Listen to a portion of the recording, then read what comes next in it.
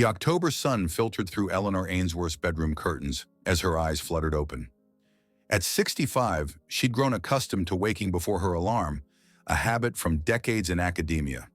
She reached across the sheets, her hand finding only cold emptiness where her husband should have been. "Finn?" she called, her voice echoing through their Victorian home in Asheville. No response. Eleanor sat up, noticing the unusual stillness. No coffee brewing, no guitar strumming from the porch, no shower running, just silence. His side of the bed hadn't been slept in. His phone lay on the nightstand, still plugged in. His wallet sat untouched on the dresser. Only his prized Gibson guitar was missing. Eleanor checked the time, 7:36 a.m. Her heart quickened as she scanned the room for a note, a text, any explanation for why her husband of just 3 months, a man 40 years her junior, had vanished without warning. What would you do if the person you trusted most vanished without a trace?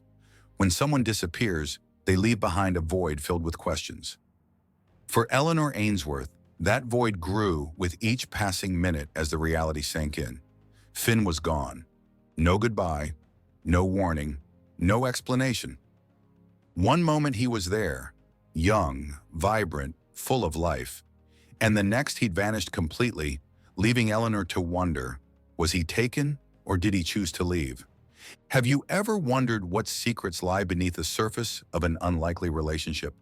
What drives a young musician to marry a woman 40 years his senior?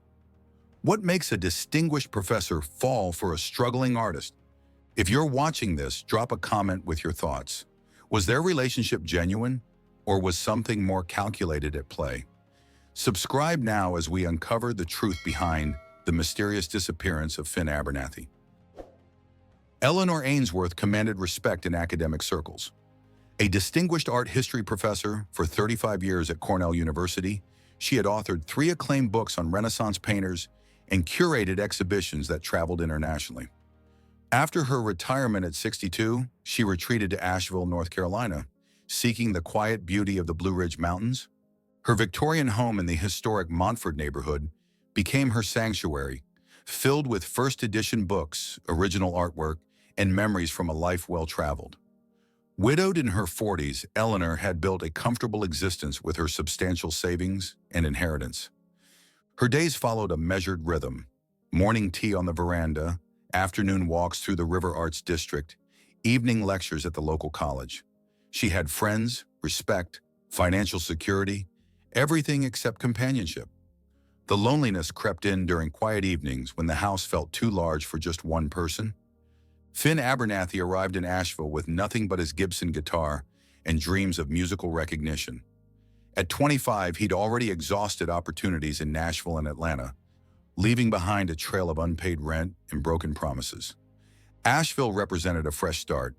He found work at a local music store during the day and played at bars and breweries at night. His folk blues style, raw, emotional, authentic, garnered attention, but not enough to pay bills consistently. He slept on couches, skipped meals, and pawned possessions to cover rent. Winter approached, gigs dwindled, and desperation mounted. Finn faced the bitter reality that talent alone couldn't sustain him. He needed either a breakthrough or a benefactor. They met at a fundraiser for the Asheville Arts Council. Eleanor attended as a donor. Finn performed as a last-minute replacement for another musician. His voice, haunting and vulnerable, caught her attention. Her appreciative applause caught his. After his set, she approached with genuine praise. He responded with charm that didn't feel rehearsed. For Eleanor, Finn represented vitality and spontaneity, qualities missing from her structured life. For Finn, Eleanor offered stability and wisdom, anchors he desperately needed. Their connection defied conventional logic but satisfied profound emotional needs neither could articulate fully. Eyebrows raised across Asheville. Friends delivered concerns disguised as care. Whispers followed them through restaurants. Gold digger, some called him. Desperate, others labeled her. Few believed authentic love could bridge 4 decades of life experience. The criticism only strengthened their determination to prove everyone wrong. What drives us to seek connection in the most unexpected places? Like this video, if you've ever found yourself drawn to someone who made absolutely no sense on paper, but perfect sense to your heart, As their relationship intensified, subtle shifts in Finn's behavior went unnoticed by love-struck Eleanor. Phone calls he took outside, claiming poor reception, unexplained absences chalked up to songwriting sessions, friends he mentioned but never introduced her to. Once Eleanor found a woman's earring in his guitar case. Finn explained it belonged to a fellow musician who'd borrowed his case. She believed him without question. His past remained sketchy. Vague references to a troubled childhood in Kentucky, an estranged brother, failed music ventures in other cities. When Eleanor probed deeper, he deflected with charm or changed the subject entirely. Most concerning were his mood swings, bright and attentive one moment, withdrawn and irritable the next. Eleanor attributed these to artistic temperament rather than recognizing them as potential signs of substance abuse or deception. Their financial disparity created an unspoken power dynamic. Eleanor paid for everything: rent, food, utilities, even Finn's guitar repairs. She bought him new clothes, funded professional recordings of his songs, and covered his outstanding debts. Finn contributed his youth, attention, and promises of future success. "When my music takes off," he'd say, "I'll pay you back tenfold." Eleanor insisted money didn't matter, but it shaped their relationship in subtle ways. He needed her approval for purchases. She controlled their social calendar. He became increasingly dependent, while she enjoyed feeling needed. This imbalance fostered resentment that neither acknowledged but both increasingly felt. After her retirement, Eleanor's world had shrunk. Colleagues became distant memories. Friends moved away or died. Family visits grew infrequent. Loneliness became her constant companion until Finn arrived. He filled her empty spaces with music, laughter, and physical affection. He made her feel desired when she'd resigned herself to invisibility. She basked in his admiration, reveling in feeling young again. This newfound joy blinded her to caution. The pain of potential heartbreak seemed worth risking for the warmth of present company. How often do we ignore warning signs when we desperately want something to be real? Comment below if you've ever overlooked red flags in a relationship because the alternative, being alone, seemed worse. Don't forget to like this video if you've caught yourself choosing comforting illusions over uncomfortable truths. October 25th began like any Thursday. Eleanor prepared avocado toast and coffee, while Finn tuned his guitar at the kitchen table. They discussed weekend plans, a gallery opening Saturday, hiking Sunday if weather permitted. "I've got that brewery gig tonight," Finn reminded her, his fingers moving restlessly across the guitar strings. Eleanor spent her afternoon volunteering at the library, while Finn claimed to be meeting with a potential music promoter. They reconnected at home around 5 p.m. Eleanor noticed dirt on his boots, though he'd mentioned the meeting was at a coffee shop downtown. "Just took a shortcut through the park," he explained, quickly changing the subject. They drove separately to the brewery, Eleanor in her Volvo, Finn on his motorcycle, his guitar strapped to his back. Throughout the day, Finn's phone buzzed constantly. Each time he stepped away to answer, returning with forced smiles and vague explanations about band stuff. In the kitchen, Eleanor noticed his hands trembling as he sipped his coffee. When she asked if he felt ill, he blamed it on too much caffeine. Before leaving for the brewery, she caught him counting cash in the bedroom, nearly $800, far more than his typical performance fee. "Just being prepared," he said, quickly stuffing the money into his jacket pocket. His eyes darted to his phone as another text arrived. At Highland Brewing, Finn performed with unusual intensity, his voice cracking with emotion during songs about escape and new beginnings. During his break, a woman approached him, Vivian Holloway, bartender and Finn's ex-girlfriend. Their conversation appeared heated, ending when she slapped him across the face. Eleanor also noticed a man in a worn leather jacket watching Finn from the corner. When Finn spotted him, his face drained of color. The man disappeared before Eleanor could ask who he was. As they drove home in silence, Eleanor wondered, what secrets was her husband keeping, and how dangerous were they? Eleanor's search through their home grew frantic. Finn's toothbrush remained in the bathroom. His clothes still hung in the closet. His wallet lay on the dresser, driver's license and credit cards intact. Only his guitar and the cash she'd seen him counting were gone. She checked the garage. His motorcycle was missing. The security system showed the back door opening at 2:14 a.m. The footage captured Finn glancing nervously over his shoulder before slipping out into the darkness, guitar case in hand. He hadn't been taken, he'd left voluntarily. Eleanor's first instinct was denial. He's gone for breakfast, she told herself. Maybe inspiration struck for a song. She called his phone. It rang from the nightstand. She texted his friends. None had seen him. By noon, rational explanations evaporated. Had he abandoned her? Was this a cruel way to end their marriage? Or had something pulled him away against his better judgment? By afternoon, Eleanor's worry transformed into physical symptoms. Nausea, trembling hands, racing heart. Each passing hour diminished the likelihood of Finn's safe return. She found herself staring at his photographs, searching for clues she might have missed. His smile now seemed forced, his eyes holding secrets. At sunset, she admitted the truth to herself. Something was terribly wrong. Finn wouldn't leave without explanation unless he couldn't return. At 7 p.m., Eleanor called the Asheville Police Department. My husband is missing, she explained, voice breaking. The dispatcher's response was measured. Ma'am, adults can leave if they choose. Something's wrong, Eleanor insisted. He left his wallet, his phone, just vanished with his guitar. Finally, they agreed to send an officer, tomorrow morning. Detective Mallory Hayes arrived at 9:38 a.m. the following morning. At 42, she'd spent 15 years in homicide before transferring to missing persons. Her analytical mind and unwavering focus made her exceptional at her job. She listened to Eleanor's account without interruption, then examined the security footage 3 times. Mrs. Ainsworth, I understand your concerns, she said, but I noticed several inconsistencies. Your husband left voluntarily. He took cash and his most valuable possession. No signs of distress or coercion. Hayes glanced at a wedding photo. The age difference between you and Mr. Abernathy is substantial. Has he ever disappeared before?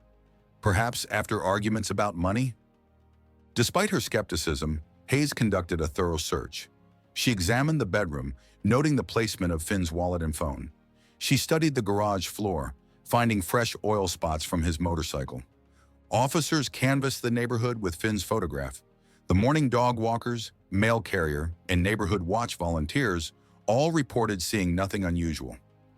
K9 units traced Finn's scent from the back door to the street, where it disappeared, suggesting he'd gotten into a vehicle. Eleanor followed Hayes room to room, watching hope diminish with each methodical inspection that yielded nothing significant. Hayes collected Finn's phone for analysis. Password protected, it revealed nothing immediately. His laptop yielded more. Recent searches for bus schedules to Kentucky and cash advance locations.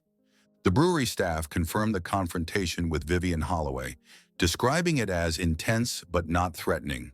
No one recognized the man in the leather jacket from Eleanor's description.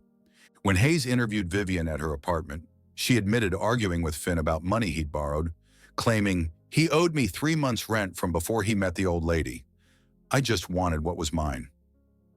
Have you ever had that gut feeling that something terrible has happened to someone you love? That cold certainty in your stomach that defies logical explanation? Drop a comment if you've experienced that primal warning system we all possess but rarely trust. Like this video if you believe Eleanor was right to insist on an investigation, despite the evidence suggesting Finn left willingly. Sometimes the truth hides in what's missing rather than what's present. As days passed without leads, Detective Hayes quietly shifted her focus to Eleanor herself. The profile was textbook: wealthy older spouse, significantly younger partner, brief marriage. Had Eleanor discovered infidelity, financial deception? Had rage overtaken reason? Hayes noted Eleanor's controlled demeanor during interviews. Too controlled, perhaps. Her grief appeared genuine, but psychopaths excel at mimicry. Her academic background suggested intelligence sufficient to plan a crime. The detective explored possible scenarios.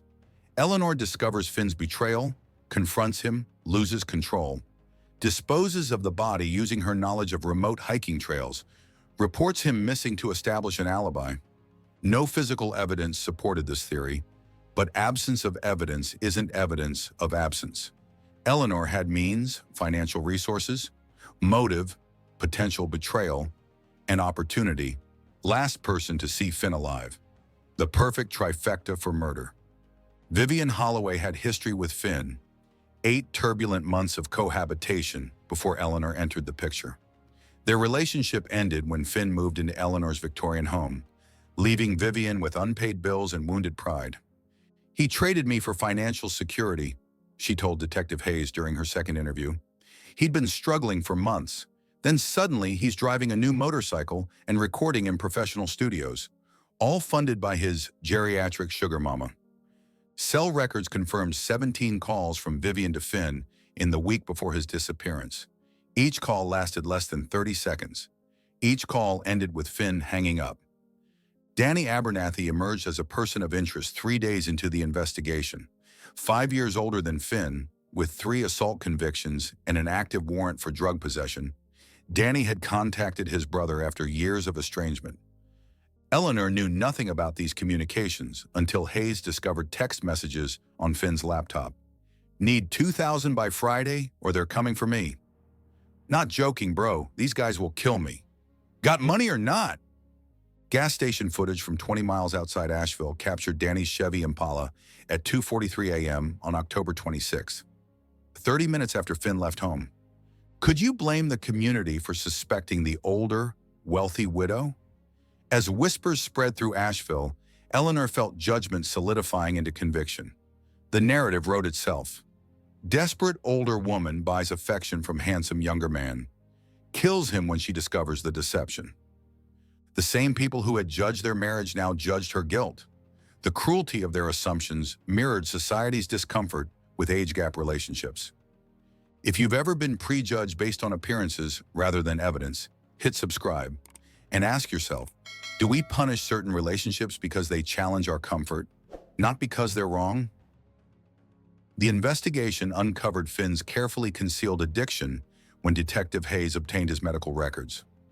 3 overdoses in the past 2 years, each treated in different hospitals. Prescription opioids initially, then heroin when pills became too expensive. Eleanor found evidence in their home she'd overlooked. Small burns on the underside of spoons, missing needles from her diabetes supplies, unexplained cash withdrawals. His bandmates confirmed suspicions when questioned separately. "He'd be fine for weeks, then disappear for days," one guitarist admitted. "We tried interventions twice. He'd get clean, then relapse."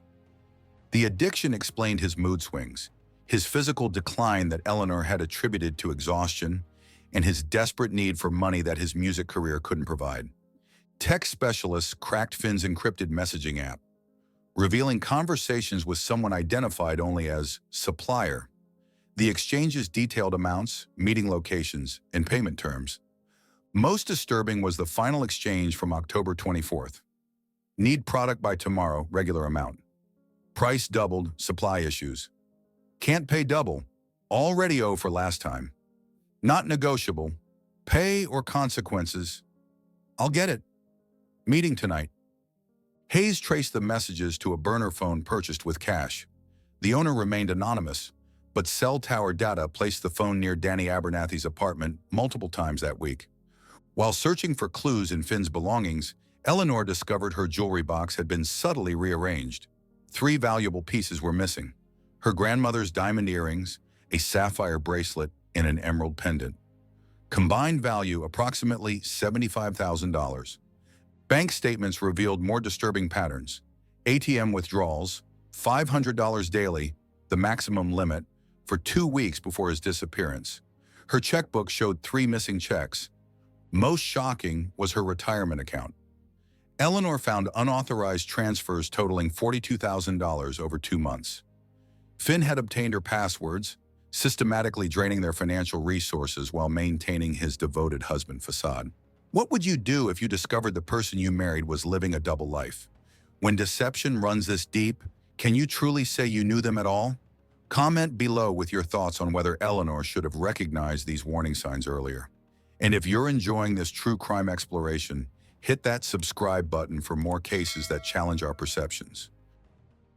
On November 5th, 11 days after Finn's disappearance, a geology student collecting rock samples ventured off trail in the remote northeastern section of Pisgah National Forest. In a shallow depression covered with fallen leaves and branches, he spotted what appeared to be a human hand. Police recovered Finn's body from a makeshift grave barely 2 feet deep. His Gibson guitar case lay beside him, empty. He wore the same clothes from the night he vanished, now soil-stained and torn. The location was significant, 5 miles from any road, accessible only by foot or ATV, in an area locals avoided due to steep terrain. Whoever buried Finn knew the forest intimately. They'd chosen a spot that should have remained undiscovered for years. The autopsy revealed multiple stab wounds to the chest and abdomen. The killing was frenzied, personal, fueled by rage rather than calculated execution. Defensive wounds on Finn's hands indicated he'd fought for his life. DNA analysis found 3 contributors under his fingernails: his own, an unknown female's, and his brother Danny's. The knife recovered nearby carried only Danny's fingerprints. Soil embedded in tire treads of Danny's Impala matched the forest location perfectly. Most damning was a blood-stained jacket found in Danny's apartment containing both his and Finn's blood types. Eleanor collapsed when Hayes delivered confirmation of Finn's death. For days, she moved through her home like a ghost, touching his possessions, unable to process the finality. "I kept hoping," she whispered during her statement, "even knowing what he'd done, the money he'd taken, the lies he told. I wanted him to come home."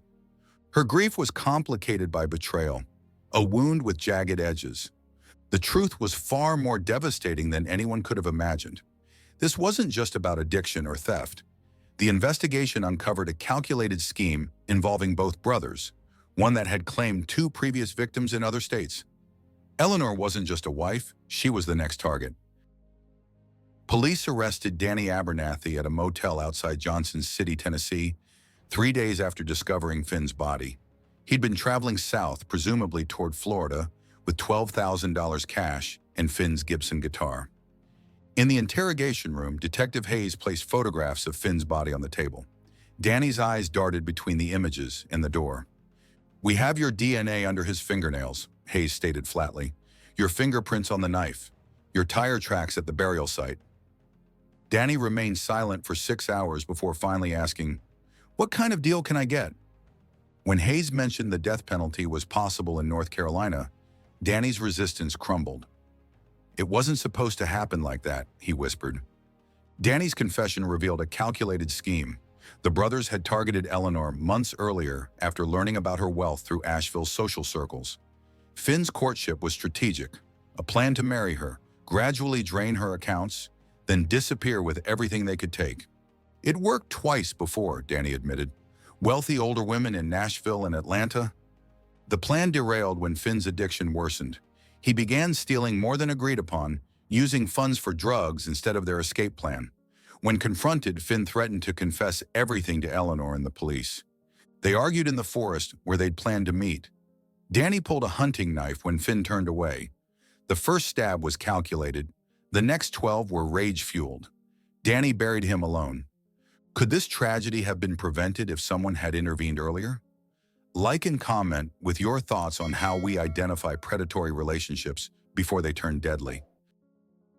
Danny Abernathy's trial lasted 3 weeks in spring 2019. The prosecution presented overwhelming evidence: DNA, fingerprints, tire tracks, and his own confession. Eleanor testified for 2 grueling days, forced to recount their relationship while the defense attempted to paint her as complicit.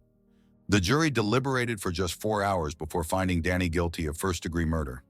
The judge delivered the maximum sentence: life without possibility of parole. Investigators in Nashville and Atlanta reopened cases involving 2 other wealthy widows who'd been financially exploited by the brothers, though those women had survived their encounters. Despite Danny's conviction, Asheville remained divided on Eleanor's role. Some viewed her as a victim twice over, targeted by con artists, then blamed by her community. Others maintained she must have suspected something was amiss. Local media coverage painted her as naive at best, willfully blind at worst. One newspaper column questioned, how could an intelligent woman fall for such an obvious scheme? The whispers followed Eleanor at the grocery store, at concerts, at charity events. The suspicion became a shadow she couldn't outrun, a judgment with no appeal process. Eleanor retreated from public life. She declined invitations, resigned from boards, and stopped attending the cultural events that once defined her social calendar. In private, she grieved not just Finn, the man she thought she knew, but also her own judgment. The betrayal created a wound deeper than heartbreak. It shattered her trust in herself. Was justice truly served when so many lives were destroyed? Danny would spend decades behind bars, but Eleanor received a different kind of life sentence, one of doubt, suspicion, and irrevocable loss. 6 months after the trial, Eleanor finally gathered the courage to clear out Finn's belongings. In the back of his closet, behind a stack of music magazines, she found a leather-bound journal she'd never seen before. The first entry dated back 3 years, long before they'd met. The final entry was from October 25th, the night before he disappeared. For hours, Eleanor sat on their bedroom floor, reading through pages of Finn's private thoughts. The journal documented his addiction struggles, his relationship with Danny, and schemes they'd executed in other cities. It also contained unexpected confessions about Eleanor herself. Started as a con, Finn had written 2 months into their marriage. Becoming something else. She sees me, really sees me. Not the addict, not the failure. She believes I'm worth something. Later entries revealed growing conflict between the brothers. Danny's pushing to finish this. Take everything and run. Can't explain that I don't want to anymore. The final entry. Meeting D tonight to end this. Telling him I'm out. Eleanor deserves truth. Will confess everything tomorrow. Hope she can forgive me. The journal didn't erase Finn's betrayal, but it complicated Eleanor's grief with the possibility that real feelings had developed amid the deception. Gradually, she reclaimed her life. She sold the Victorian house, donated most of Finn's possessions to music charities, and moved to a smaller home across town. She started a foundation supporting addiction recovery, turning personal tragedy into purpose. Not forgiveness exactly, but a way to create meaning from meaningless loss. Police returned Finn's Gibson after the trial concluded. Eleanor kept it displayed in her new living room, not as a memorial to false love, but as a reminder of human complexity and her own resilience. In the end, was their love worth the pain it caused? Perhaps the better question is, did Eleanor regain the strength to love again?